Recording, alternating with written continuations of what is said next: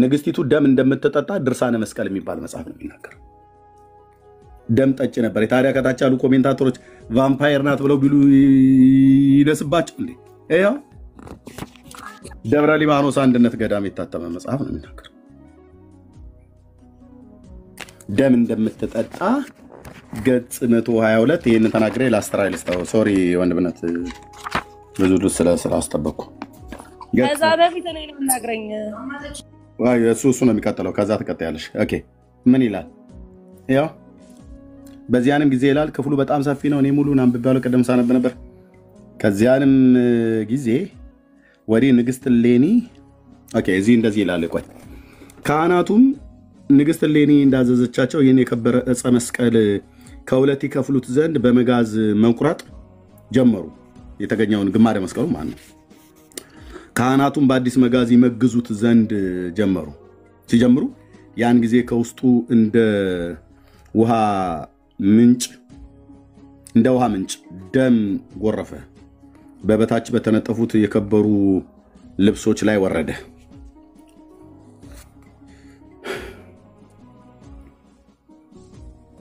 በዚያንም ጊዜ ብርሃናውያን መላእክት መጥተው በብርሃን ጽዋ ተቀበሉት። የክብር ባለቤት ጌታችን ኢየሱስ ክርስቶስን በተሰቀለበት በዕለተ ዓርብ አስቀድመው እንዳደረጉት በዓለም ዙሪያ በዓለም ከዳር እስከ ዳር ረጩት።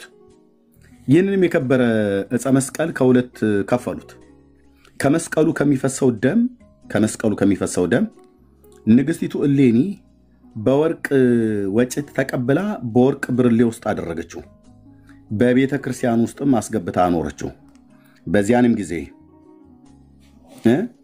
ከዚያንም ጊዜ ወዲህ ንግስት እሌኒ ከዚያ ከከበረ መስቀል ውስጥ ከፈሰሰው ደም ሳትቀምስ የማትበላና የማትጠጣ ሆነ ይችላል።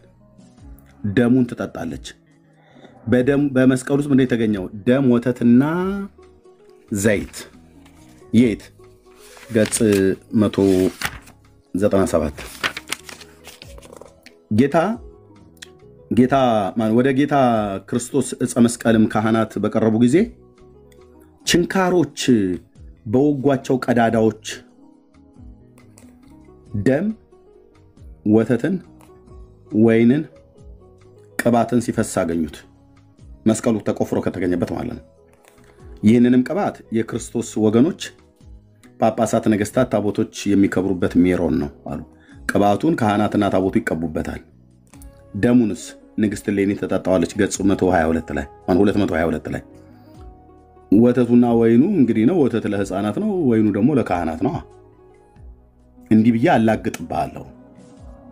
አንድም ኦርቶዶክስ ቆሜን በደብረ ሊባኖስ ገዳም ዘወርሃ ሚያዝያ ላይ የተጻፈ ገጽ 197 ከፈለክ በግዕዙ እናስቆመኩማለን ማለት ነው። ማምታታት እዚህ ቤት የለም። አስተራዬ ይቀጥል። ቴንክ ዩ።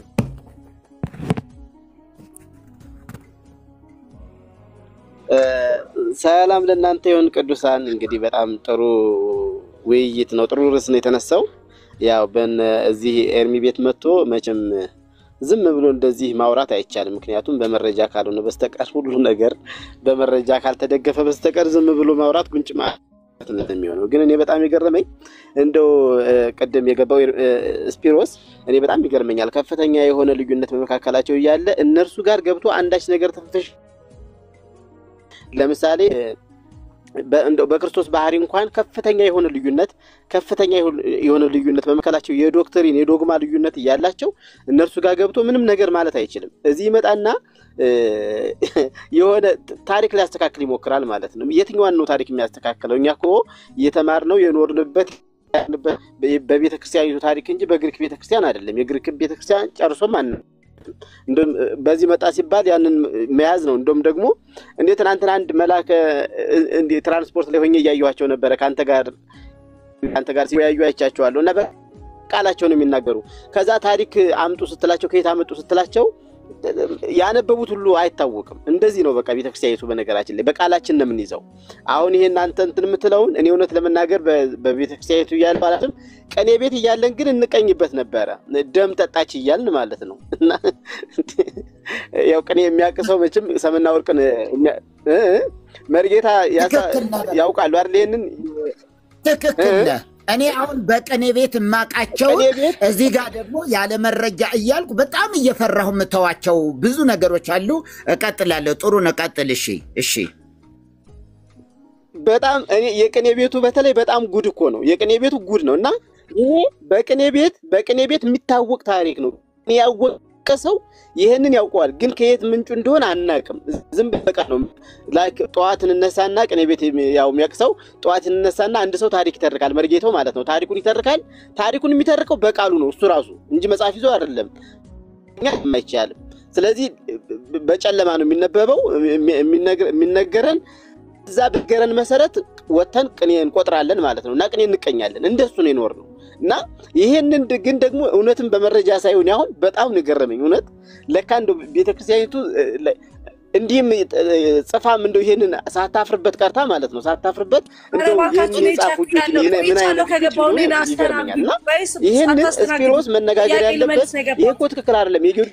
የጊዮርጊስ ታሪክ እሺ ቆይ ታወሪያለሽ ምን ታሪክ የጊዮርጊስ ታሪክ የሆነ ታሪክ በዛ በግሪክ ላይ ያለ በዛ አካባቢ በኢስተርን ኦርቶዶክስ አካባቢ ያሉ ቅዱሳንን የነሱን ታሪክ እዚህ ሲሰማ ትክክል ካልሆነ ትክክል አይደለም ብሎ መሟገት ያለበት እዛው እነ ፍቅረ ማርያም ጋር ነው ማለት ነው። እኛ ጋር አይደለም። እኛ መጽሐፉን ያነበብነው መጽሐፉ ትክክል ካልሆነ ወይ ደግሞ አልፎ ያነበበ ከሆነ አይ ይሄን እንኳን አልፈዋል ብሎ ያንንም ደግሞ መረጃ ይዞ ማለት ነው እንጂ እኛን ፈጽሞ ሊወቅስበት የሚችል በጭራሽ ምንም ነገር የለም። እና እዛው ነው ቤቱ እዛው ነው። እንደውም ታሪክን ይዘህ ይሄን ታሪክ እንደዚህ አድርጋችሁ ለምን ጨመራችሁ ለምን ቀነሳችሁ ብሎ መወያየት ያለበት እዛው ይመስለኛል እንጂ እኛ ጋር መጥቶ አይመስለኝም። እና አንድ እሱን ነገር ነው። ግን ደግሞ በጣም የሚገርምታ ብዙ አይነት ልዩነት ያላቸው ማለት ነው።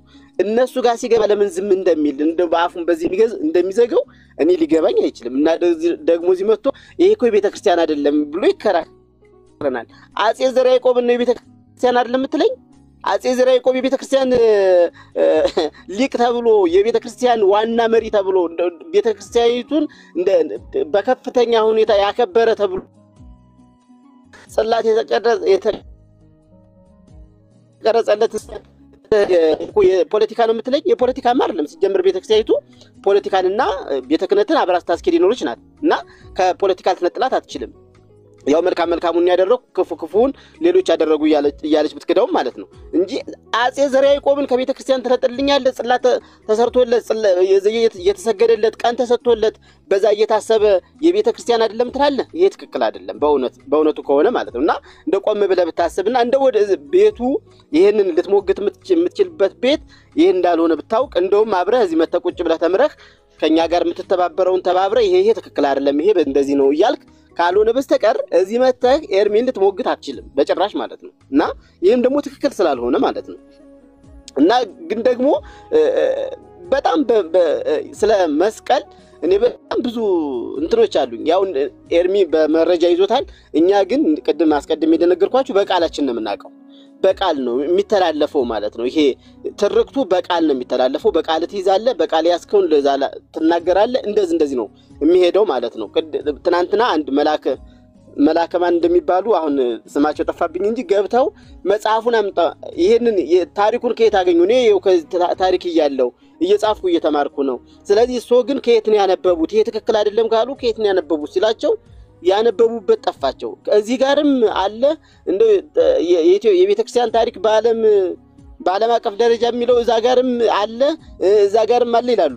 ግን እዛ ጋር ብትሄድ ደግሞ ላታገኙት ትችላለህ ማለት ነውና ሲጀመርም ደግሞ የቤተክርስቲያን ታሪክ የቅርብ ጊዜ መጽሐፍ እንጂ ሲጀመር የእንትን ታሪክን የሚናገር አይደለም፣ ስለ መስቀል የሚናገር አይደለምና ኤኒሃው ታሪኩ ትክክል አይደለም እንደ ታሪክ።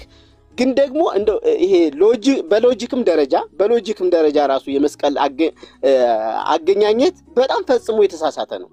እንጨት በቆሻሻው ተደብቆ እንጨት ነው። እንጨቱን ሊያከብር ኢየሱስ አልመጣም። እንጨት በቆሻሻው ተደብቆ ሶስት እንጨቶች ማለት ነው። አሁን እንደተባለው ሶስት እንጨቶች የማናይና ጸጋማይ ከዛ ደግሞ የክርስቶስ መስቀል በቆሻሻ 300 ዓመት ተደርጎበት እንግዲህ ቆሻሻ የነካው እንጨት ምን እንደሚሆን አስቡት።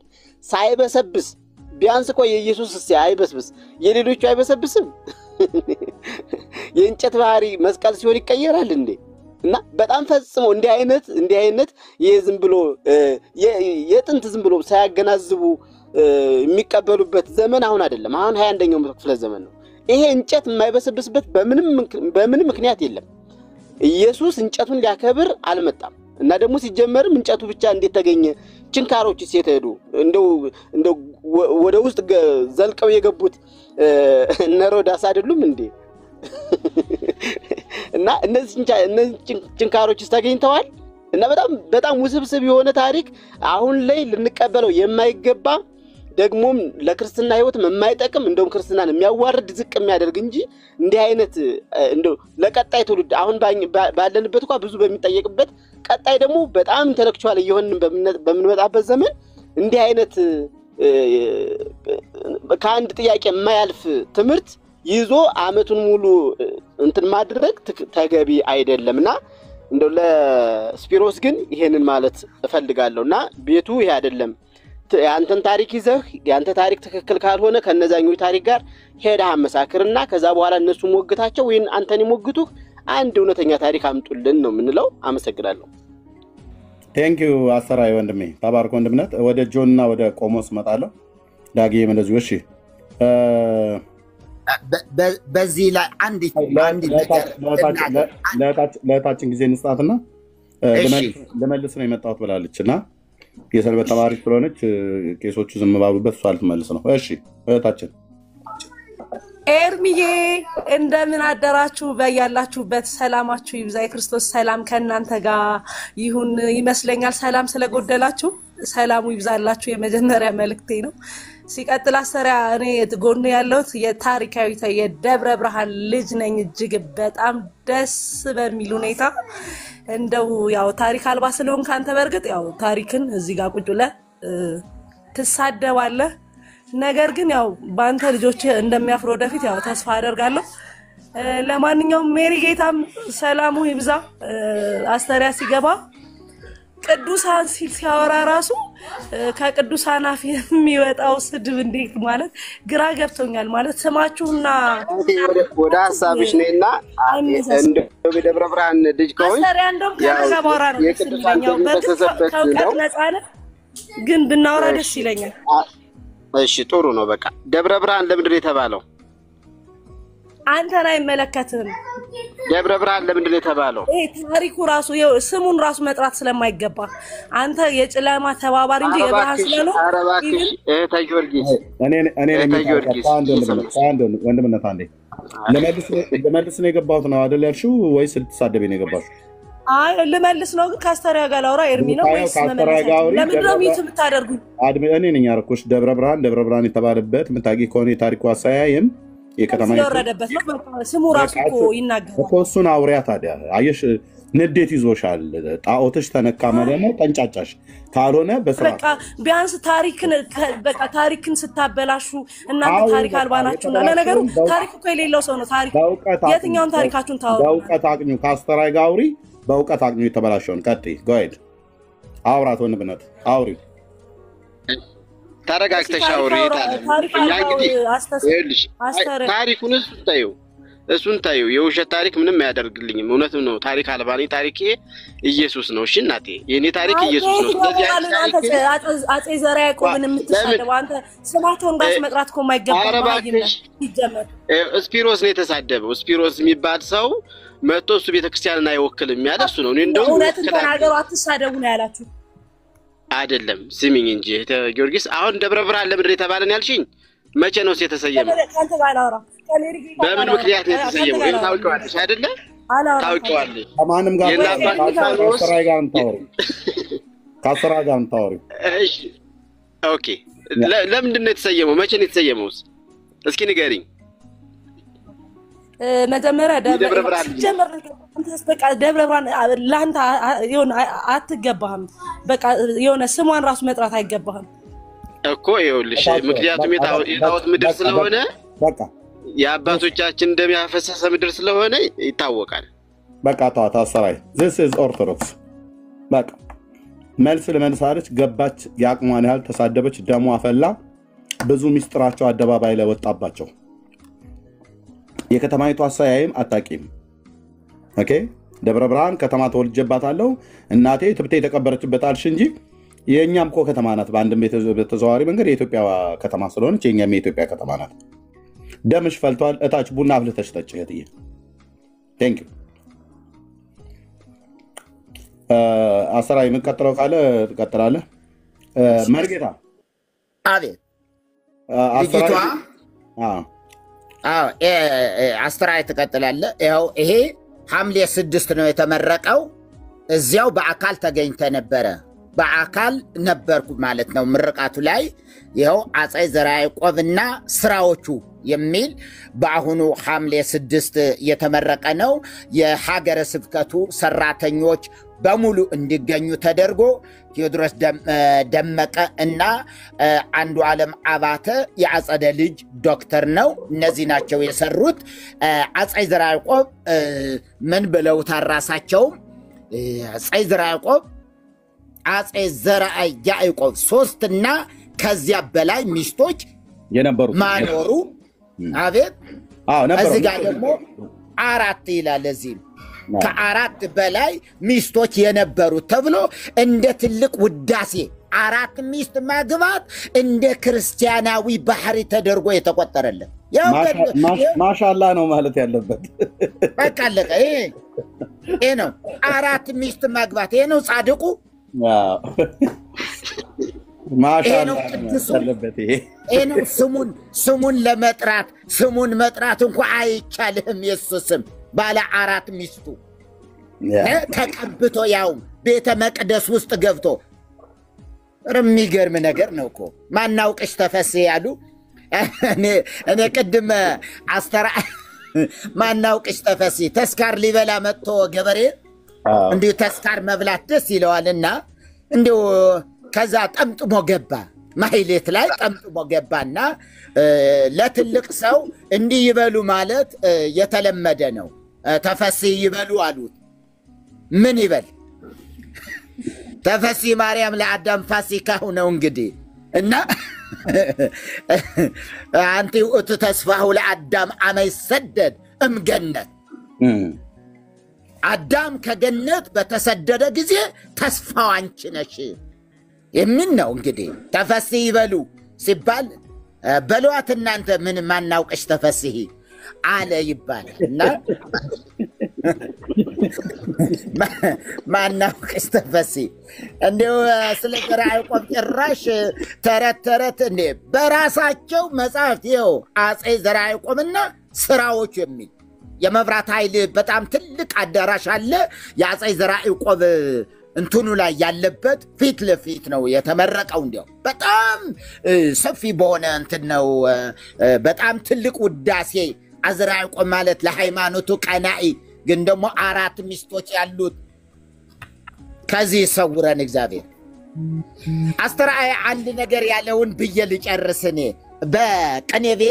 በቅኔ ቤት ስናስተምርም ስንማርም እንደዚሁ ምን አለ እንዲሁ ነው የያዝነው። ታሪኩ በቃል ነው የሚወራው።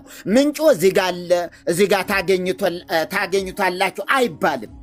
አሁን ላይ በርካታ የታሪክ መጻሕፍት ለቅኔ የሚያገለግሉ ተብለው ተጽፈዋል። እንደነ የመድበለ ታሪክ እንደዚህ። ሌላ ደግሞ ምን አለ ታሪክ በጣም እድለኞች ናቸው አሁን ላይ ያሉ የቅኔ ተማሪዎች። ምክንያቱስ ጽፈው መያዝ ነበረባቸው። አሁን ላይ ግን መጽሐፍ ተጽፈውላቸዋል። የቅኔ ታሪክ የእለኒ የምናምን በሉት በየቅኔው ያገኙታል። ይኸው መጽሐፈ ታሪክ፣ ይኸው መጽሐፈ መድበለ ታሪክ። ይህ ለቅኔ የሚያገለግል ነው። ይሄ ማለት ሙሉ ስንክሳር ማለት ነው። ሙሉ ስንክሳር በየቀኑ የሚገኙ ታሪኮችን በሙሉ የያዘ ነው። ይሄ ያው መድበለ ታሪክ የሚባለው። ይሄ ደግሞ እንደዚህ መጽሐፈ ታሪክ። ይህን ይዘው ነው አሁን ቅኔ ላይ ገብተው ያሉ ቅኔ እየተቀኙ ያሉ እና እኛ ግን በቃል ነበር የምናጠናው፣ በቃል ነበር የሚነገረንም። ታዲያ ሲነገረን ከነበረው አንድ ነገር ትዝ ያለኝን እዚሁ ላውራ። ምክንያቱ አስተርአየ ስላመጣው ነው። ለምን ያለ መረጃ ምናምን የሚሉ ሰዎች ስላሉ ያለ መረጃ ነው የሚያወራ ምናምን ነገር የሚሉ ባለፈውም እንደዚህ የው መብራት ጠፋለ አውቆ ምናምን አሉ። ዛሬማ መጣሁላቸው ቢስሚላሂ ወላሂ ቢላላሂ አርሐማኒ የሚለውን ማለት ነው። የጊዮርጊስ ቤተክርስቲያን ድሮ ቤተክርስቲያን አይዘጋም ነበር እንደሰማነው። እርግጠኛ ነኝ አስተርአየም ወንድም ፋሬስም ሰምተውታል። በቅኔ ቤተክርስቲያን ክፍት ነው የሚያድረው። ሌባ ይሰርቃል፣ ታቦት ይሰርቃል፣ እንደዚህ ምናምን ነገር የሚባል ነገር አይታሰብም። በጣም ነውር ነው። አሁን ላይ ነው ጽላቱን በኩርቱ ፌስታል እየያዙ እየወጡ ያሉ ራሳቸው ካህናቱ እንጂ እና ጽላቱን በኩርቱ ፌስታል ይዞ ይሄዳል፣ ይሸጣል። እነ መሐመዳውያን ነው የሚገዙት፣ ኦርቶዶክሳውያን አይገዙትም። እንደገና ደግሞ ባለሀብቶች ደግሞ በእርግጥ ገዛሉ። ትልልቅ ባለሀብቶች ኦርቶዶክሳውያን ከድሃ ጋር ሄደው መጋፋት አይሆንላቸው። ምንም ነገር ምን አጋፋቸው? እቤታቸው አንድ ክፍል ሰርተውለት ስንቶቹ ባለሀብት እኔ ልቆጥርላችሁ እችላለሁ። አዲስ አበባ ብቻ ልቆጥርላችሁ እችላለሁ። 18 ባለሀብቶችን አውቃለሁ። የራሳቸው ታቦት ያላቸው ከቤታቸው ማይወጡ። ወደ ታሪክ ልምጣ እና በዚያን ጊዜ አንዲት ሙስሊም 2 ልጆቿን ይዛ ስትሄድ መሸባት። እዚያ ላይ ቤተ ክርስቲያን አለ። አልፋ እንዳትሄድ ጅብ ይጣላታል። ወደ ኋላ እንዳትመለስም እንደዚሁ መሽቷል፣ አትደርስም።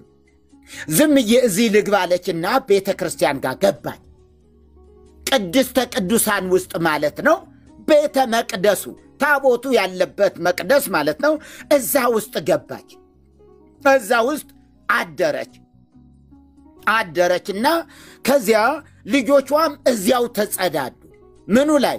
እዚያው መቅደስ ውስጥ። እሷም እንደዚያው። ሰምታው ሊሆን ይችላል፣ ሰምታችሁት ይሆናል እናንተ በቅኔ ቤት። በኋላስ እንዳለ ከምራው አንድ ላይ ከመረችውና የራሷም የልጆቿም እንደዚህ 3ቱ ያሩበትን እዛ ከምራ ትወጣለች። በሌሊቱ በቃ ነግቷል ብላ ወጣች። ቄሰ ገበዙ መጡና ልክ መብራታቸውን ጧፍ አብርተው ሲገቡ ይሸታቸዋል። ምንድን ነው የሚሸተኝ? በቃ ጨነቃቸው። ምንድን ነው ይሄ? ምን አለ እዚህ? እግሬ ሰገራ ምናምን ነክቼ ይሆን ብለው እግራቸው ቢያዩ ንጹህ ነው፣ ምንም ነገር የለውም። ልብሳቸውን ቢያዩ እንደዚሁ ልብሳቸው ምንም የነካው ነገር የለም። በኋላ በጧፍ እንደዚህ ዝቅ አድርገው ሲፈልጉ እንዲህ ተቆልለው ተከምረዋል። የልጆቿና የራሷን አር በኋላ የአደጋ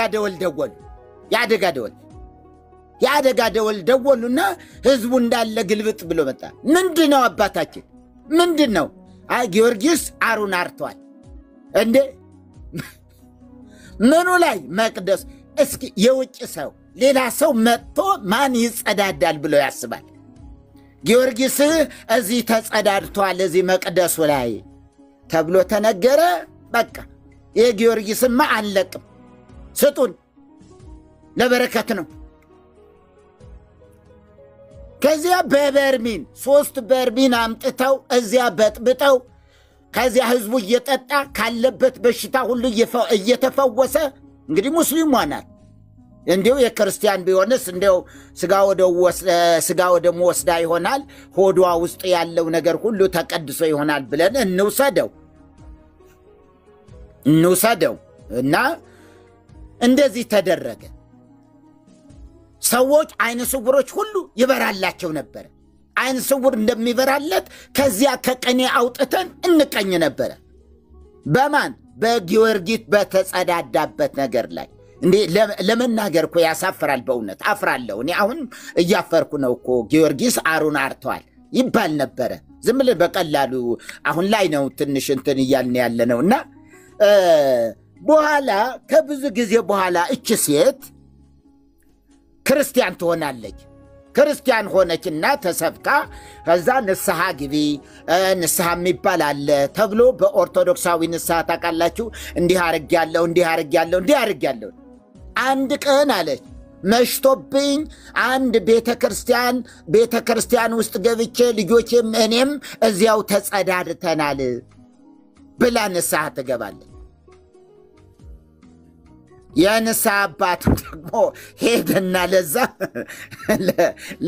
ለቄሱ የጊዮርጊስን እየበጠበጠ ለሚያጠጣ ሰው አረ ይሄ የጊዮርጊስ አይደለም እና ፋጡማ የምትባል የእሷ ነው፣ አሁን ይኸው ንስሐ ገብታለች ተብሎ ይህንን እንትን ለማለት ፈልጌ ነበርና ተባረክልኝ። ገድል እንትን ብራና ላይ ምናምን የተጻፉትን ብዙ ጊዜ እንደዚህ ያወሩናል ይነግሩናል ለማለት ፈልጌ ነው። ያው እስካሁን አላወጣሁትም ብዬ ነው የማስበው፣ እንደው መረጃ እንትን ስለሚል ነው። ተባረኩልኝ ብቻ።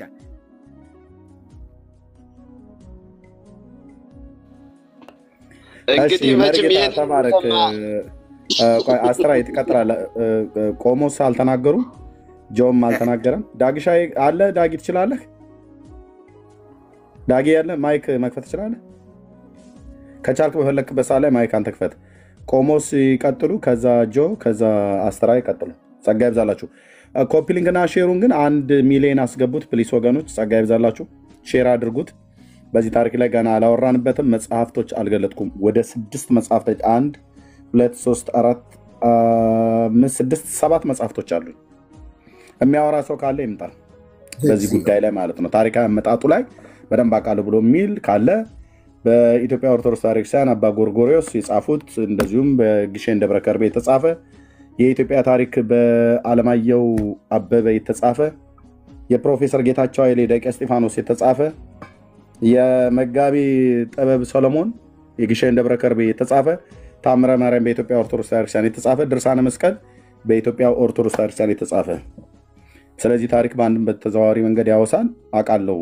ይሄ ታሪክ እውነተኛ ታሪክ ነው ብሎ የሚል ሰው ካለ መጥቶ በውይይትም ከሆነ ከፈለገም በዲቤት ከኔ ጋር ማውራት ይችላል። እና ጸጋ ይብዛላችሁ። ቀጥሉ። ተባረኩ አለሁኝ። ቀጥሉ። ቴንክ ዩ። ሰላም እያለሁ ሄርምዬ፣ ዳግዬ፣ እንደዚሁም ዮሐንስ፣ አስተራዬ፣ መርጌታ ሰላም እያችኋለሁ። ታችም ያላችሁ ወንድሞች እህቶች ሰላማችሁ ይብዛ። በጣም ጥሩ ርዕስ ነው፣ አስፈላጊ ነው፣ ወቅታዊ ነው። በጣም ልናወራበት ልናገርበት የሚያስፈልግ ነውና መርጌታ በጣም ነው ፈገግ ያረጉኝ። በጣም ነው። አይ በቅኔ ቤት ያለ ዝም ብሎ ብዙ ጊዜ እንደዛ አሁን ስለ ኪሮስም አሁን ገል የተጻፈው ስለ ኪሮስ ግን ያው ዝም ብሎ በቃል ነበር የሚተረከውና እያንዳንዱ ማለት ነው በጣም ደስ የሚል ነው ያጫወቱን። መርጌታ ተባረኩ። በደንብ በሰፊው የምንሄድበት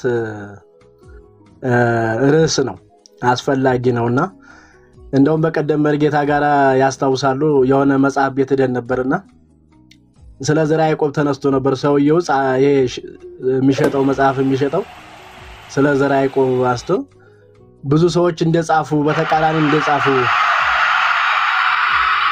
በተቃራኒ እንደጻፉ የደቀ እስጢፋኖስም ገድል እንዳላቸው እያወራን ነበር።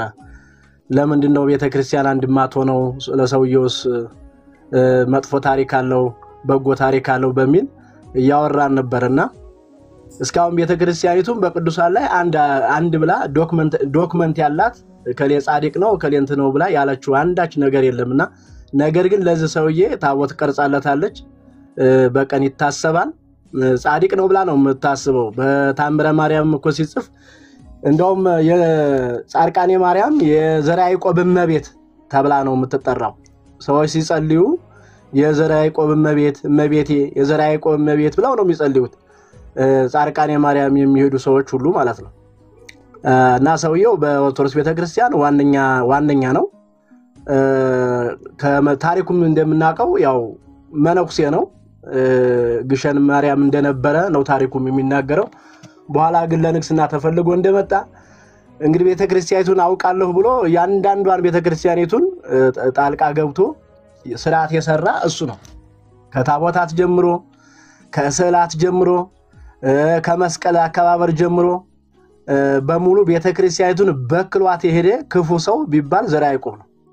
ቤተክርስቲያኒቱ እንዳትነሳ ታሪኳን ያበላሸ አሁን ላይ ስትመዘን ቤተክርስቲያኒቱ ቀን ላይ የተገኘችበት የዘርዓ ያዕቆብ ታሪክ ዘርዓ ያዕቆብ ነው።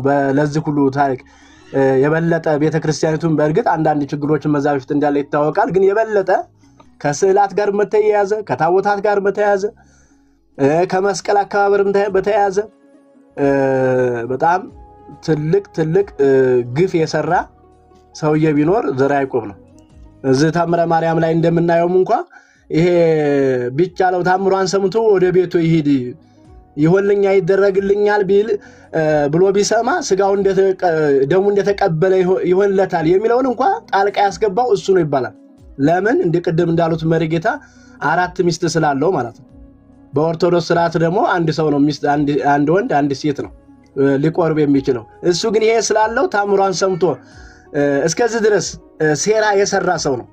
መልካ አጋንንት የሚል መልካ አጋንንት አለ መልካ ሰይጣን መልካ አጋንንት የሚል ሁሉ ድርሰት አለው ሰውየው የራሱ ማለት ነው። እና ታሪኩ በጣም በኦርቶዶክስ ያው ጻድቅ ነው። ነገር ግን ሰውየው የሰራው ስራ ግን በጣም ቅዱሳን እንደዚህ በግፍ የገደለ ግፈኛ ነው።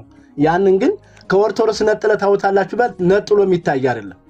ምክንያቱም ኦርቶዶክስን ያሽከረከረ የነበረ እንደ ንግስናም እንደ ካህንም ሆኖ ነው ያገለገለ የነበረው። ለምን ይሄ ሁሉ መጽሐፍ ሲያጽፍ እኮ አንዱ ታምረ ማርያም ያጻፈ እሱ ነው ተብሏል። አባ ገብርኤል አባ ሚካኤል በሚሉትን ሰዎች አምጥቶ የሚለው እሱ ነው። እና በጥቅሉ ግፈኛ ሰው ነው ዘርዓ ያዕቆብ። አሁን ሴት ቅድም ልጅቷ ልትቆረቆርለት ትፈልጋለች ለሰውየው። እስቲ እንትናም ቅድም ሲናገር ስለሌኔም ሲያወራ ነበር። አንድ ነገር ያልገባቸው ቅድም ሰፒሮስ ያ ልጁ የግሪክ ኦርቶዶክስ ሰውዬ የማይገባው ድርሳነ ሰንበትን በየትኛው ነው እኛ ልንመረምረው የምንችለው? በግብጽ ኦርቶዶክስ በግሪክ ኦርቶዶክስ ይሄ እኮ አገር በቀል ነው። እንደገና ደግሞ አባ ጊዮርጊስ ዘጋስጫን ገርል በየትኛው ልንመረምረው ነው? በየትኛው ከየትኛው እናነጻጽረዋለን? በራሱ ነው የሚነጻጽ በመጽሐፍ ቅዱስና በራሱ ነው የሚነጻጽረው። የግሪክ ኦርቶዶክስ አጣቀው፣ የህንድ ኦርቶዶክስ አጣቀው፣ የግብጽ ኦርቶዶክስ አጣቀው። እገዚህ እኮ ኬንያ ሄዶ የማይነበብ እኮ ነው። የትም ሀገር ሄዶ የማይሰራ የዚህ አገር በቀል ትንሳኤ ዘጉባኤ ቁጭ ብለው የሚጽፉት ጽሁፍ ነው። እና በየትኛው ነው? ይሄ እኮ አገር በቀል ነው። የኢትዮጵያ ኦርቶዶክስ ብቻ የምትገለገልበት ነው። የትም ቦታ ሄዶ በየትኛው ኦርቶዶክስ ሊገለገሉበት የማይችል መጽሐፍ ነው። እና በራሱ ነው እኛም ከመጽሐፍ ቅዱስ ነው በመጽሐፍ ቅዱስ ነው ምንመዝነው እንጂ ከሌላ ሀገር ከህንድ ወይም ደግሞ ከግሪክ ኦርቶዶክስ የግሪክ ኦርቶዶክስ እንደ ይላል ይሄ ለምንለው አይደለም። እዛው ድርሳነ ሰንበት ብንል ድርሳነ መስቀል ብንል አባ ጊዮርጊስ ዘጋስጫ ብንል ቅዱስ ያሬድ ብንል የትኛውም በየትኛውም ቤተክርስቲያን የትም ህንድ ኦርቶዶክስ ወይም ግብጽ ኦርቶዶክስ የሚገለገሉበት መገልገያ አይደለም። ሲጀመር መገልገያ አይደለም። እዛው ሀገር በቀል ነው። እዛውኛ በዛ ውስጥ ያደግን ሰዎች ነን እየፈተሽነው እያነበብነው እያጋለጥን ያለነው እና እንጂ አሁን ከዛ ነጻጽሩ ከነዛ የሚለው ይሄ የለለ ሐሳብ ነውና እንዳለው ቅድም አስተራዬ እነሱ ነው የኛ በእኛ እንዲህ ይላል ከናንተ ግን እንዲህ ይላል ብሎ እነሱ ነው መከራከርም ወይም ደግሞ መተቸት ያለበት እንጂ እኛ በእውነት ኤርሚዬ ተባረክ ዘመን ይባረክ። በጣም የምፈልገው ርዕስ ነበር። አብዛኛውን ይሄ ጤፉት ላይ እኔ ድሮ ድቁና የተቀበልኩት እዛ ግሸን ነው ድሮ ልጅ ይያለን እና ሲነበብ በብራና ነበር የሚወጣው። በብራና ወጥቶ ነበር የሚነበበውና የ40 ቀን ልጅ ግሸን ማርያም የደረሰ የ40 ቀን ልጅ ይሆናል የሚልም ስላለው መጽሐፉ በጣም እዛ ሰማ ነበር። ብዙ ሰው በዚህ ተስፋ አድርጎ ነበር ከአዲስ አበባ ከታገር እዛ ሀገር የሚሄደውና መስቀሉም ሲወጣ አይታይም። መስቀሉም ራሱ መጣ የተባለው እንግዲህ ኢትዮጵያ ዲያ ስለሆነች ረሃብ ስለነበረ በሽታ ስለነበረ ለዛ ፈውስ ይሆናል ተብሎ ነበር። ያው ዲህነቱም አለ በርግጥ ምንም ያላቀቀው ነገር የለም። ግን አንድ ቀን ልክ እንደ ይሄ እንደ ጽዮን ማርያም ነው ወይም ደግሞ እንደ ጽዮን መጣች ታቦቷ እንደተባለው የዚህ መስቀል ታሪክ እንደዛው ነው። ምክንያቱም አንድ ቀን ወጥቶ አይታይም። እንደውም እዛ አባቶች አንዳት ተቀብሯል ነው የሚሉት። እዛ ተቀብሯል በስሚንቶ ተደፍኗል ማንንም እንዳይወስደው ተብሎ ውሸት ነው። ውሸት አንድ ካህን ያየው የለም። እኔ እዛ አለቃው የኔ ጓደኛ ናቸው። አለቃ ግሸን ማርያም ያሉት አለቃ አሁንም ያሉት የኔ ጓደኛ ናቸው። በፊትም የነበሩ በመሃል የነበሩትም አቃቸዋለሁ። አንድ ቀን እነሱ እንኳን አይተው ታያቁ የለም የሚባለው እነሱ ማራ ተቀብሯል ነው የሚሉት አሉኝ። እሳቸው እሳቸውም እንኳን አይተውት አያውቁም። አለቃው እንኳን የማያየው መስቀል ማንም የማያየው መስቀል አለ ተብሎ ውሸት ትርክት ነው። እንደው ትርክቱ ራሱ በጣም ፌክ ነው። በቃ ውሸት ነው የሌለ ነውና በደንብ አድርገን ልንሄድበት የሚገባው ነው። እንደው ለመስቀሉ ስግደት ይገባል ወይ? ይሄ ትላንት እኮ ወካይበን አስተበቁ እያልን እኮ ስናዜመው የነበረ ነው። ለጸ መስቀል ይሄ እያልን ማለት ነውና ለልኩሌቱ ፍጥራን እያልኩ ለመስቀሉና ለማርያም ስግደት ይገባል አምልኮ ይገባል እያልን የምናዜም ነው። ይሄስ ተገቢ ነው ወይ? በእውነት እኮ አሳፋሪ ነው። ሊያፍሩ ይገባል። እስቲ እንደው አንድ ካህን እንዳለ ቅድም እርምዬ እንዳልከው እስቲ መጥቶ ይሄን ያብራራልን። በእውነት በእውቀት ማለት ነው ትክክል ነው ብሎ እስቲ ያብራራልን። እንደው ለመስቀሉ ስግደት ይገባል ብሎስ እንደው ለማርያም ስግደት ይገባል ሁለቱም ከፈጣሪ ጋር እኩል ናቸው ብሎ እስቲ ያስረዳን። እስቲ የሚያስረዳን በጣም ቢኖር ጥሩ ነውና ወቅታዊ ነው፣ አስፈላጊ ነው። በደንብ እንሄድበታለን። ተባረኩልኝ። ይቅርታ እንግዲህ እንዳላረዘ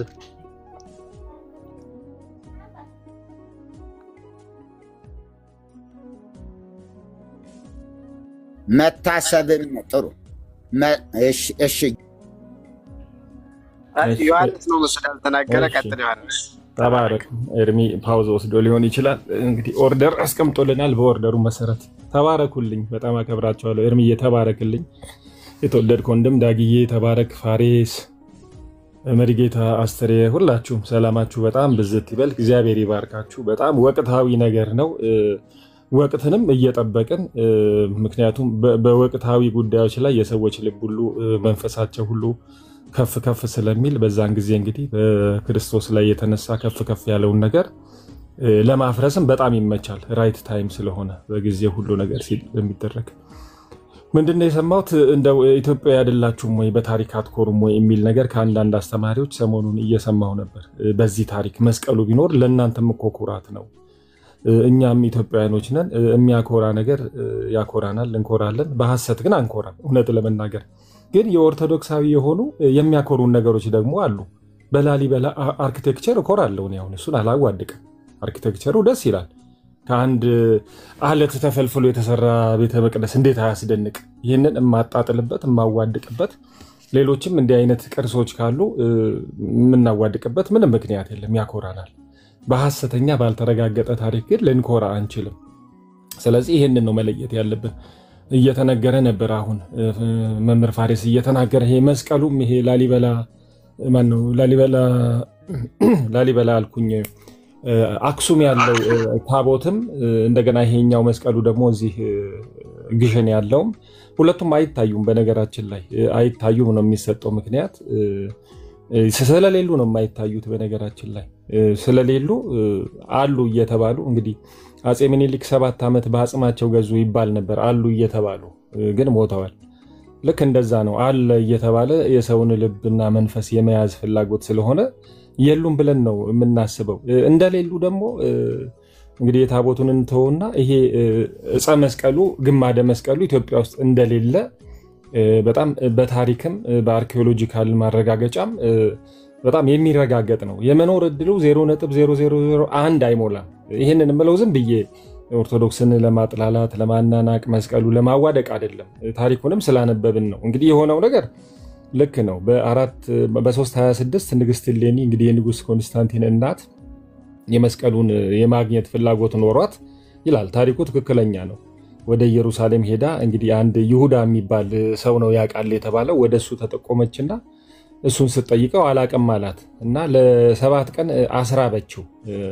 አስራበችው። ስታስርበው ጠኔ ሲጠገርረው እንግዲህ እዚህ ጋር ነው ብሎ አሳያት ይላል ታሪኩ። እንግዲህ ያው ታሪኩ ሁሉ ደግሞ ትክክል ነው ብሎ መቀበልም ቢከብድም ኤግዛጀሬትድ ይሆናል፣ ይጨመርበታል። ስለዚህ እዛ ጋር ተቆፈረ። ያው ታሪኩን እናውቀዋለን። 3 መስቀል ተገኘ። እስቲ ቼክ ይደረግ ተብሎ አንዲት የታመመች ሴት መጣ። 2ቱ አልፈወሳትም፣ 3ኛው ፈወሳትና የክርስቶስ መስቀል ሆኖ ተገኘ ተባለ። እንግዲህ እዚህ ጋር በጣም ትልቁ ጥያቄ 326 ዓመት እንጨት ተቀብሮ እንግዲህ ለእግዚአብሔር ምን ይሳነዋል የሚባል ነገር አለ አይደል? እንደዛ ካላልን እንጨቱን ይጠብቅ ዘንድ እንዴት አይችልም የሚባል ነገር ካልመጣ በስተቀር እንጨት ምናልባት በ20 ዓመት ውስጥ አመድ አፈር ነው የሚሆነው። ስለዚህ እግዚአብሔር ደግሞ ከእንጨት ጋር ቃል ኪዳን ስለሌለው እንጨት 300 ምናምን ዓመት ጠብቆ ያቆያል ብለን አናስብም። ስለዚህ መስቀል በሙሉ ጥንካሬው በሙሉ ሁኔታው እዛ ጋር ይገኛል ተብሎ አያስበው። ኤኒዌይ ተገኘ ተባለና ከዛ በኋላ የሆነው ነገር እንግዲህ ዓለም አቀፋዊውን ታሪክ ስናነብ የሀያላኑ የአውሮፓ ካቴድራሎች ተከፋፍለው ተናጥቀው ቦጫጭቀው እንደወሰዱት ይነገራል። የጣሊያን ካቴድራሎች፣ የእንግሊዝ፣ የስኮትላንድ፣ የፈረንሳይ፣ የጀርመን እነዚህ ካቴድራሎች ቦጫጭቀው ነው የወሰዱት፣ ተካፍለው ነው የወሰዱት። አሁንም ቢሆን በየካቴድራሎቻቸው በመስተዋትና ባደገኛ በሃይሊ ሴኪዩርድ በሆነ እንትን ብዙ ካቴድራሎች የመስቀሉ ቁራጭ ብለው አስቀምጠው እያስጎበኙ ቱሪስት መጥቶ እንደሚያየው ይሄ የመንፈሳዊ ጉብኝት እያደረገ ሁሉ ይባረክበታል እንደሚባል ፒልግሪሜጅ እንደሚያደርግ እናውቃለን። ያው ጉግል አድርጎ ማየት ነው። ግን ከዚህ በተረፈ እንግዲህ በጣም በርካታ ካቴድራሎች እንጨት ከመያዛቸው የተነሳ እውነተኛው መስቀል ይሄ ነው ከማለታቸው የተነሳ ጆን ካልቪን ምን አለ? የነዚህ ሁሉ ካቴድራሎች እውነተኛው መስቀል የሚሉ ተሰብስቦ ቢከመር አንድ መርከብ ይሞላል አለ። ስለዚህ በርካታ ሐሰተኛ እንጨቶች አሉ ማለት ነው መርከብ ከሞላ። ማርቲን ሉተርም ተመሳሳይ ነገር ተናግሯል። እውነተኛ መስቀል የተባሉት ተሰብስበው ቢያዙ አንድ ትልቅ ግቢ አጥር ያጥራሉ። እንግዲህ 2 ሜትር በ2 ሜትር አካባቢ የሆነ መስቀል አለ ተብሎ ይሄ ሁሉ መስቀል የተባለ ከየት መጣ ተብሎ ሲታሰብ በጣም ትልቅ ስካንዳል፣ ትልቅ ሐሰት የተሰራበት አስተምሮ ይሄ የመስቀል አስተምሮ ነው። እና እንግዲህ አንድ መርከብ የሚሞላ ከሆነ ከየት መጣ ተብሎ ሲታሰብ የብዙዎቹ ሲመረመር አንዳንድ ታሪኮች ሰምቻለሁ፣ አንብቤያለሁ። ካርቦን ዴቲንግ የሚባል የምርመራ ዘዴ አለ። ይሄ አጽም ስንት ዓመቱ እንደሆነ ለምሳሌ የነ ሉሲ 3000 ዓመት 2000 ዓመት የሚባለው ካርቦን ዴቲንግ በሚባል ምርመራ ዘዴ ነው። እንጨትም ይመረመራል በካርቦን ዴቲንግ እና የአብዛኞቹ ካቴድራሎች እንጨት ሲመረመር 400 እና 300 ዓመት የሞላው እንጨት ነው እንኳን 2000 ሊሞላው። ትላንትና ከጓሮ የተቆረጠ ክትክታና የዋንዛ ዛፍ ሆኖ ነው የተገኘው። ይሄንን ይዘን ኢትዮጵያ ውስጥ ታዲያ ይሄ እውነተኛ መስቀል የተባለው ሊመጣ ይችላል ወይ ብለን ስናስብ ለዚህ ነው ቅድም ሲጀምር 0.00 ምናምን % ብዬ አሰብኩት። ምንድነው የኢትዮጵያው ታሪክ? ንጉስ ዳዊት ከግብፁ ጳጳስ ወይም ንጉስ በስጦታ ተቀበሉ ነው የሚባለው። በመጀመሪያ ግብፅ መጥቷል ወይ? ይሄ አንድ ጥያቄ ነው። ግብፅ ሀያላኑ የአውሮፓ ሀገሮች ተቧጭቀው ተናጥቀው ተከፋፍለው የወሰዱት በመጀመሪያ ግብፅ መጥቷል። ግብፅ ከመጣ በኋላ ይሄ ቅዱስ የተባለ ዕቃ ለኢትዮጵያ ኦርቶዶክስ ለኢትዮጵያ ንጉስ የመስጠት እድሉ ምን ያህል ነው ብለን ስናስብ ኦልሞስት 0 ነው ኢትዮጵያ ውስጥ የመጣው።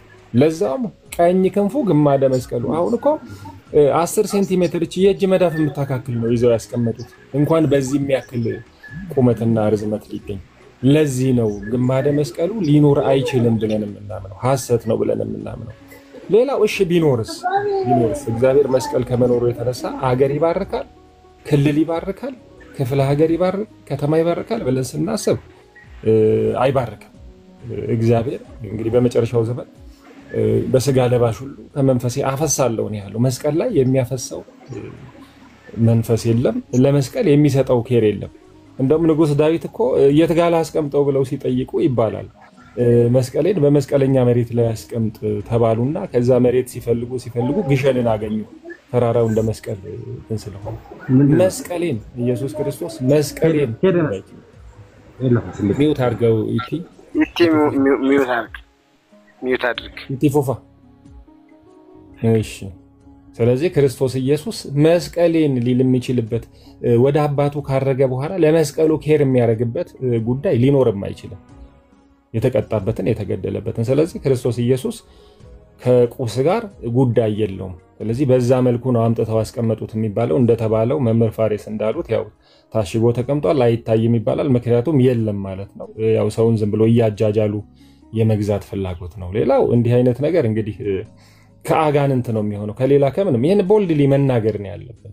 ቦልድሊ ከክርስቶስ ሰዎች አይናቸውን ልባቸውን በፍጹም ልብ በፍጹም ነፍስ ውደደው የተባለውን ክርስቶስ እንዳይመለከት ሰይጣን ለሰዎች የሰጠው መጫወቻ ነው። ህፃናት ሲያስቸግሩ መጫወቻ ነው የሚሰጣቸው።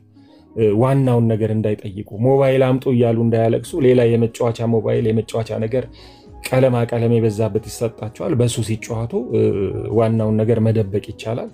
እናትም ስራዋን ትሰራለች። መጫወቻ ነው የሚሰጣቸው። ኢየሱስን እንዳይጠይቅ ነፍሳቸው ነፍስ ትጮኻለች፣ መዳን ትፈልጋለች፣ እግዚአብሔርን ትፈልጋለች። ያንን ጩኸቷን ዝም ለማሰኘት መጫወቻ እየሰጠ በዓል እያስከበረ የማጃጃል ነገር ነው። መስቀልን የማቃጠል ጉዳይ አይታችሁ ከሆነ ደመራ ያው ይሄ በየክልሉም በየሰፈሩም በመስቀል አደባባይም ያለው መስቀል እንግዲህ ጫፉ ላይ ደመራው መስቀል አለበት ጫፉ ላይ እና ደመራው ተቃጥሎ ሲያልቅ መስቀሉም ይቃጠላል። ይሄ ሰብኮንሺየስሊ መስቀል የማቃጠል ሂደት ጥልቅ የሆነ አንታይ ክራይስት ስፒሪት እንዳለው አንድ ምሳሌ ልንገራችሁ። አሜሪካን ሀገር ምናልባት የምታውቁ ከሆነ ኬኬኬ የሚባል ድርጅት አለ። ኬኬኬ ኩ ክሉክስ ክላን የሚባል በ19ኛው ክፍለ ዘመን ከመቶ ምናምን ዓመት በፊት ነው የተመሰረተውና የነጭ አክራሪ ጽንፈኛ ድርጅት ነው። ያው ይንቀሳቀስ ዘንድ መብት አለው ሰው እስካልጎዳ እስካልገደለ ድረስ። ግን ጥቁርን፣ ህንድን፣ ሌላውንም ዘር በሙሉ የሚጠላ ነውና እነዚህ ኬኬኬ አባላት ክሮስ በርኒንግ የሚባል ሪቹዋል አላቸው። መስቀል የማቃጠል ሪቹዋል እና በተወሰነ ጊዜ በዓላቸውን አክብረው ጥቁርን ሌላውን ዘር ረግመው ነጭ ነው የሚለብሱት የነጭ ዋይት ሱፕሪማሲስቶች ስለሆኑ መጨረሻ ላይ የሚያደርጉት ነገር መስቀል የማቃጠል ሪቹዋል አላቸው። መስቀል አቃጥለው ነው የሚለያዩት። ኬኬኬ ነው የሚባሉት። ቼክ አድርጉ። ኬኬኬ ኩ ክሉክስ ክላን የሚባሉና አንታይ ክራይስት እንትንም አላቸው። ጥቁርም የመጥላት ለነገሩ ሰውን ሁሉ መጥላት ያው ጸረ ክርስቶስነት ነው። ስለዚህ እንዲህ አይነት ሪቹዋልም በውጭ ያለ መስቀል የማቃጠልና የኛም ወገኖች እንግዲህ መጨረሻ ላይ መስቀሉን አቃጥለው ነው የሚለያዩት። መደምደሚያው መስቀሉን የማቃጠል ስለሆነ ይሄም ከዛ ስፒሪት ጋር መያዝ ነው ያለበት። ሌላው የመጨረሻው እንግዲህ ወገኖቻችን ያው መጽሐፍ ቅዱሳዊም ለማድረግ ይሞክራሉና ዓለም ለኔ ከተሰቀለበት እኔም ለዓለም ከተሰቀልኩበት ከክርስቶስ መስቀል በቀር ሌላ ትምክህት ከኔ ይራቅ እኮ ይላል ጳውሎስ። እናንተ እንዴት ነው መስቀሉን የምትንቁት የማትመኩት? ጳውሎስ ራሱ በመስቀል ይመካል ይላሉ። ጳውሎስ በመስቀል አይመካም፣ ተመክቶም አያውቅም በእንጨቱ። ፎር ዛት ማተር እኮ እሱ አልተሰቀለም ጳውሎስ። እኔም ለዓለም ከተሰቀልኩበት ይላል ጳውሎስ። በሚስማር ሲቸነከር አላየንም። ስለዚህ የመስቀል ትምክህት የሚለው ለምሳሌ እኛ አድዋ ትምክህቴ ነው ማለት በትግራይ ክልል ያለችው የአድዋ ከተማ እወዳታለሁ፣ ቆንጆ ከተማ ነች፣ እንደው መንገዷ፣ ዛፎቿ፣ ኮሪደር ልማቷ በከተማዋ እመካለሁ ማለት አይደለም። አድዋ ላይ የተሰራው ስራ ከ130 ዓመት በፊት በሱ ስራ እመካለሁ ማለት ነው። አድዋ ኩራቴ ነው ብል ከተማው ኩራቴ ነው እያልኩ አይደለም። የአድዋ ሐሳብ፣ የአድዋ ድርጊት፣ የአድዋ ክስተት ኢቨንት እሱን እያሰብኩ ነው የምናገረው። ስለዚህ ጳውሎስም ከክርስቶስ መስቀል በቀር ሌላ ትምክህት ከኔ ራቅ ሲል በመስቀሉ ላይ የተሰራ የመስቀሉ ቃል ለሚጠፉት ሞኝነት ነው አይደለም የሚለው። the message about the cross መስቀሉ ላይ የተሰራው ክርስቶስ መጥቶ ሲሰቀል ጎኑን ሲወጉት ተፈጸመ ሲል ወዘተርፈ ይሄ ክስተት፣ ይሄ ዜና፣ ይሄ ወሬ፣ ይሄ ሐሳብ እሱ ስለሱ ነው ትምክህት ብሎ የሚያወራውና ከእንጨት ጋር ሐዋርያው ጳውሎስም ሆነ ማንም ጉዳይ ያለው የለም ከእንጨቱ ጋር። እዚህ ትምክህት የለም። ስለዚህ እንግዲህ ይሄንን ይዘን እንተስነል ዞሮ ዞሮ ያው አጋንንታዊ እሳቤ ነው። እንጨቱም ሐሰተኛ ነው። በነገራችን ላይ እንደነ ያልነገርኳችሁ ነገር ክርስቶስ ኢየሱስ በ3 ሚስማር ነው ተገደለ ተብሎ የሚታሰበው። ሁለት እጁንና ሁለት እግሩን በአንድ ሚስማር፣ አንድ እጁን በአንድ፣ አንድ እጁን በአንድ። ነገር ግን አሁን በአውሮፓ ካቴድራሎች 30 ሚስማሮች ይሄኛው እውነተኛና ትክክለኛው ክርስቶስ የተገደለበት ሚስማር ነው ብለው ይዘዋል። እንግዲህ 3ቱ እንኳን ትክክለኛ ቢሆን 27ቱ ፌክ ሚስማሮች እዚህ የቃሊቲ ብረታ ብረትና የኮስፒ ብረታ ብረት ሚስማሮች ናቸው ማለት ነው ስም ብለው። ስለዚህ እንዲህ አይነት በስካንዳል የተሞላ ነው ይሄ ከክርስቶስ መገደል ጋር የተያያዙት ዕቃዎችን የኔ ትክክለኛ ነው እየተባለ እንትን የሚባለው በስካንዳል የተሞላ። በጣም የሚገርማቸው 21 የአውሮፓ ካቴድራሎች ክርስቶስ ሲገረዝ ሸለፈቱ እኔ ጋር ነው ብለው የደረቀ ትንንሽ ስጋ ይዘው ያስቀመጡ 21 ካቴድራሎች አሉ። 21 የተለያየ ስጋ። ይሄ በጣም የሚገርም ነገር ነው። ቀሚሱን የጋ ነው ብሎ የያዘ አንድ የጀርመን ትሪር የምትባል ከተማ አለች። እዛ ካቴድራል ውስጥ የኔ ነው ትክክለኛው ቀሚስ ብሎ ይዞ ያስቀምጣል። መሰላሉ፣ መዶሻው፣ ይሄ እጣ ተጣጣሉ የሚባለው ሁሉ እሱም እጣ ሁሉ የኔ ነው ትክክለኛ ብሎ የያዙ ሁሉ አሉ። ይሄ እሾክ ሁሉ። ስለዚህ ይሄ ከእንጨት ከሚስማር ከፎጣ ከምናም ጋር የተያዘው ነገር ሁሉ ኢ መጽሐፍ ቅዱሳዊ ብቻ ሳይሆን የክርስቶስን ክብርና ኃይል ለመሸፈን አጋንንት የፈበረከው መጫወቻም ስለሆነ ከእንደዚህ አይነት ነገር ወገኖቻችን ነፃ ወጥተው እነሱን ለማዋረድ እምነታቸውን ለማቃለል አይደለም። ከሁሉ በላይ እሳቢያችን ወደ ክርስቶስ እንዲመጡ እሱን እንዲመለከቱ አይናቸውን ከነዚህ ነገሮች ላይ እንዲያነሱ ብቻ ስለፈለግን ነው። ስለምንወዳችሁ ስለምናከብራችሁ ነው ወገኖቻችን። ታንኪዩ ተባረኩ።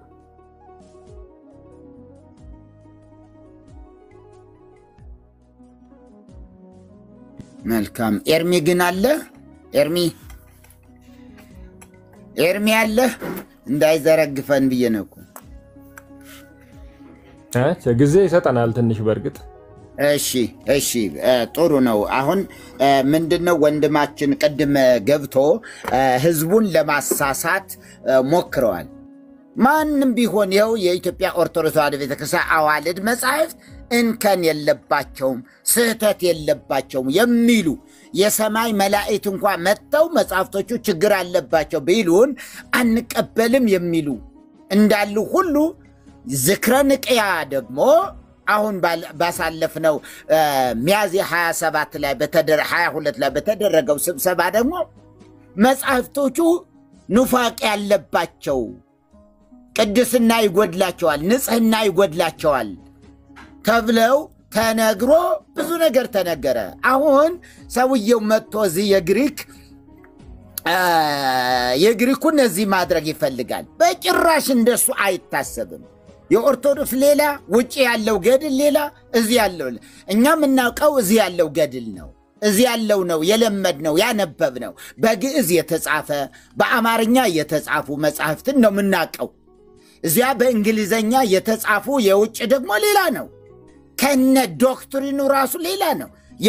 የግብፅ ዶክትሪን ሌላ የኢትዮጵያ ሌላ። የትኛውም ትምህርት ከዓለም ጋር የሚገናኝ አይደለም። የኢትዮጵያ ኦርቶዶክስ ተዋሕዶ ቤተክርስቲያን ምኖች ዶግማዎች ሁሉ ዓለም አይቀበለውም። እነሱ ግን ሲተርኩ ጆንዬ ሰምታቸው ከሆነ ዮሐንስ አፈወርቅ ቅዱስ አትናቴዎስ እንትና እያሉ ይጠቅሳሉ። ማን አውቋቸው? እነዚህ ማንም ያውቃቸው?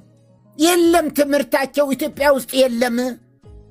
እዚህ ቲክቶክ ላይ ያሉ ግን በነገረ ክርስቶስ በነገረ ድነት ላይ እንወያይ ይላሉ። ነገረ ድነት በኢትዮጵያ እዚሁ ኢትዮጵያ በቀል ነው። አገር በቀል ነገረ ድነት ነው። አገር በቀል ስርዓት፣ አገር በቀል ዶግማ ነው ያለ። ማን ነው ወንዝ ተሻጋሪ ያደረገው? እስኪ ያውሩን። የኢትዮጵያ ሊቃውንት በነገረ ክርስቶስ ላይ ምን አሉ የሚለውን ሁሉ ሳያስብ ሳያቅ ነው ዝም ብሎ ኦርቶዶክስ ነኝ እያለ ያለና እሱን ለመናገር ነበረ። ግን ጊዜውም እንትኑም አልሆነም። ወደ መስቀሉ ግን እንምጣና እነጋገርበት። እንጨት ነው እያልን ነው። ትናንት ቀበሩት አለ ወይ? የለም። ታቦቱ አለ ግን ይታያል አይታይም? እንደዚህ ባለ እንቆቅልሽ እናንተ ታምናላችሁ ወይ? ኧረ እዚህ ያላችሁ ኦርቶዶክሳውያን እባካችሁ እስኪ ግሸን ማርያም ሂዱና መስቀሉ የተቀበረው የቱ ጋ ነው በሉ። ማንም የሚያሳያችሁ የለም። እዚህ ነው ብሎ የሚያሳያችሁ የለም። ወጥቶ ማያቅም ግንድ ነው የሚወጣ። ዝም ብሎ የሆነ ግንድ በቃ። ጆንዬ በጣም ጥሩ ነገር አድርገው ነው እንትን ያለው። ይሄ ከዚህ ከእጁ አሁን ቀኝ እጁ ያረፈበት የተባለ እሱ እኮ አይደለም የሚወጣው። ግን ይገርማል፣ ከሰው ቁመት በላይ ይሆናል። ያየ ሰው ካለ ከታቦቱ ፊት ለፊት ነው የሚዞረው ግንዱ። እሱ ነው እንደ ያረፈበት እጁ ያረፈበት እሱ ጋር ነው። እሱ ነው መስቀል የሚባለው። ለመሆኑ እጁ ያረፈበትን ብቻ እንኳን በራሱ መስቀል ነው ወይ? ፋሬስ መስቀል ነው ወይ? ይሄ አንድ እጅ ብቻ ያረፈበት እሱ መስቀል ልንለው እንችላለን ወይ ነው እኮ። ሙሉ ቢሆን ኖሮ አሁን መስቀል እንለዋለን አይደል? እስኪ እንዲው በዚህ ላይ ጆን ፋሬስ አንዳችሁ። ኧረ አይደለም መሪጌታ እንዳልኩት እኔ ያው ብዙ ጊዜ ተደጋግሜ እዛ ስለሄድኩኝ እዛም ቆይቼ ስለማቅ እንዳልኩት አሁንም ያለው አለቃ የኔ ጓደኛ ነው ሀይቅ እስጢፋኖስ ቅኔ እዛ ነው እንትን ያለውና በደንብ ማቀው ነውና እዛ ደን እንቆያለን። ሲጀመር የለም እሱም አለቃው ማያቅም ካህኑ ማያቅም ማንም ማያቅም ዝም ብሎ ወሬ ነው ምንም የሌለ ነገር እንደገና እንዳሉት አንደኛ ቁራጩ ቢሆን ከአንድ ክንፍ ከሆነ ምን መስቀል ሊባል ይችላል መስቀል እኮ የተመሳቀለ ነው የተሰቀለበት ነው አይደል ሊሆንም አይችልም ግን ዝም ብሎ የሆነ ቦታ አለ ዕቃ ቤት አንደች የሚያክል እኔ እጃይቸዋለሁኝ ያው ሲያወጡትም አይቻለሁ እዛም ገብቻ አይቻለሁ ትልቅ ግንድላ በጨርቅ የተተበተበ አንድ ግንድላ መስቀል የተሰራ እንጨት አለ እሱን ብቻ ለህዝቡ ዝም ብለው ይዘው ይወጣሉ ማታለያ ቅድም ጆንዬ እንዳለው ሞባይል አንጡ ሲል 4G ሞባይል ለልጆች እንደሚሰጥ ሌላ ትልቅ ግንድላ መስቀል እሱን ይዞ አብሮ ይዞራል በቀረጉታል እዛ መድረኩ ላይ እና ያለ ወይ ለምሳሌ ያውነ ተክለ ሃይማኖት ከሰማይ የወረደው መስቀል እንኳን ሚሉት እንኳን ምንም ከሰማይ መስቀል ባይወርድም የሆነ እጥር ያለ ነገር እንኳን ከመነኮሳቱ ይዘው ይወጣሉ ይሄ እኮ ይዘውታ አይወጡም ልክ እንደ ጽዮን ወይም እንደ ታቦቷ ነው እንደ ታቦተ ጽዮን መስቀሉና ታቦተ ጽዮን ተመሳሳይ በኢትዮጵያ ግፍ ነው በቃ ይሄ ወሬ በቃ ማታለያ ነው እንጂ ጭራሹን የለም የሚገርመውት መርጌታ መስቀልም እንዳሉት ሊሆንም አይችልም ተመሳሳይ ብቻ ዝም ብሎ አንድ ትልቅ ግንድላ በጨርቅ ተጠመጠመ እሱ ብቻ ነው የሚወጣው ዕቃ ቤት የሚቀመጣል ይወጣልም ለህዝቡ በአመት አንድ ጊዜ ማለት ከዚህ ውጭ የለም እኔ እዛው በደንብ ስላየሁት ነው ማለት መርጌታ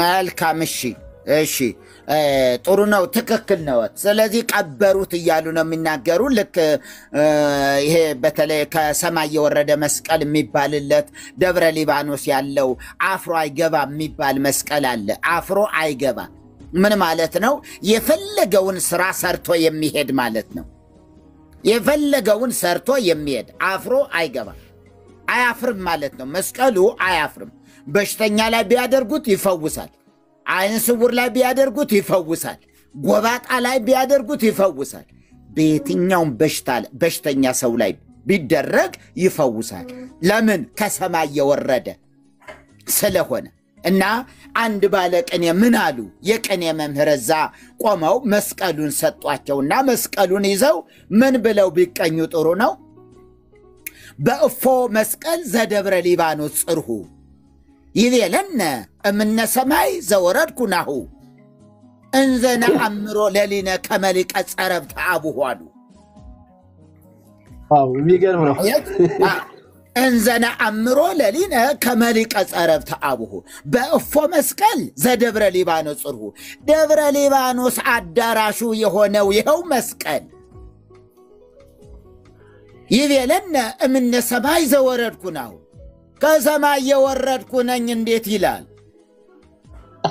እንዘና አምሮ ለሊነ ከመሊቀ ጸረብ ተአቡሁ የጠራቢዎች ውጤት መሆኑን ያወቅ ነው ማለት ነው የቅኔ መምህሩ እንዴት ነው ይሄ ምናምን ነገር እንዴት አይነት መስቀል ነው አሏቸው አይ ይሄ ከሰማይ የወረደው ነው ብለው ሰጧቸው ከሰማይ የወረደ መስቀል ነው አሏቸውና የቅኔ መምህር ስለሆኑ ቅኔ እዛው ነው የሚዘርፉት ስለዚህ በእፎ መስቀል ዘደብረ ሊባኖስ ጽርሁ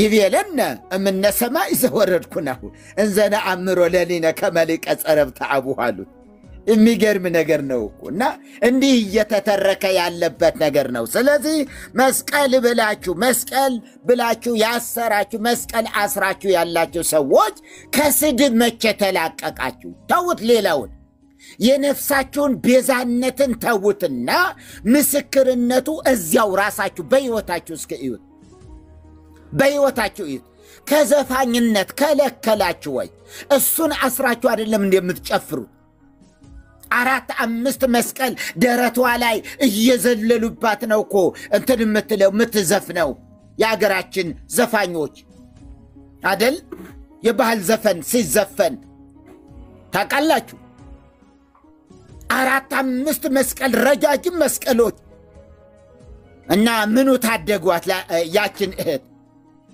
ዘፋኞች ሁሉ መስቀል አልባ ናቸው ወይ አላቸው እንጂ መስቀል አስረው ከዘፋኝነት ነፃ ሊያወጣቸው ይችላል አልቻለም ሰካራሙ መስቀል የለውም አለው እንጂ አስረዋል ምን የሚያክለውን ሽፍታው መስቀል አላሰረም አለው እንጂ ምን የሚያክለው መስቀል ታዲያ የታለ መድኃኒታችን መባሉ የታለ መድኃኒትነቱ የቱ ጋር ነው መድኃኒትነቱ መድኃኒታችን ካሉት እኮ ሲፈውሳችሁ ነው ዘፋኝ የነበረን ሰው እንዳይዘፍን ቢከለክለው አመንዝራ ጠንቋይ የነበረው ሰው እንዳይጠነቁል ቢከለክለው እንዳይደግም ደጋሚው እንዳይደግም እንዲህ ቢከለክል ኖሮ እውነትም መስቀል ጽንዓታችን መስቀል ኃይላችን መስቀል ቤዛችን ነው ማለት በተገባንና እውነት ነው ተብሎ ተቀባይነትን ባገኘ ነበር ዛሬ ላይ ባዶ ምልክት ብቻ ባዶ ባዶ ባዶ ባዶ ምልክት ብቻ ከዚህ ውጭ ሌላ ምንም ምሳሌ የሌለው አሁን ላይ ደግሞ ሞአንበሳ የሚባል ድርጅት አለ ሞአንበሳ የሚባል ድርጅት አለ ውጭ ካለው ጋር ደግሞ ተቀናጅተው እነ ቀሲስ ማነስሙ ዲበኩሉ ያሉበት አንድ ምንድነው የሚባለው ማህበሩ አባ ፋሪስ አውቀውታል ቆሞስ የቤተ ክርስቲያን ሞዓ ተዋህዶ ትክክል ከዛ በውጭ ሀገር ደግሞ አለ እና ኦርቶዶክስ ቤተ ክርስቲያን ማዳን በሚል አቡነ ጴጥሮስን ደግሞ ፓትርያርክ ለማድረግ የሚደረግ ሩጫ አለ የሚደረግ ነገር አለ አቡነ ጴጥሮስ የሄዱትን እዚህ ዋና ጸሐፊ የነበሩ ከጸሐፊነታቸው ሲወርዱ መቃወም ጀመሩ ጸሐፊ ያሉ ዋና ነበሩ ከጸሐፊነታቸው ሲወርዱ ግን በቃ ውጭ ሄደው አሁን ያቋቋሙ ነው እነ ቀሲስ ዲበኩሉ አሉበት ማህበሩ ላይ እና እንደዚህ አይነት ነገር አለ ስለዚህ መስቀሉን ቶ አይነት እየቀየሩት ነው ልላችሁ ፈልጌ ነው አሁን ቶ አይነት ነገር እየታሰረ ነው እያስወለቁ ይሄን ጣሉት ይሄ ትክክል አይደለም ምናምን ነገር እየተባለ ምን አይነቱን መስቀል እየቀየሩት ያለው መስቀል ለምሳሌ ማለት ነው አሁን ሌላ አሁን የራሴን ላሳያችሁ ማለት ነው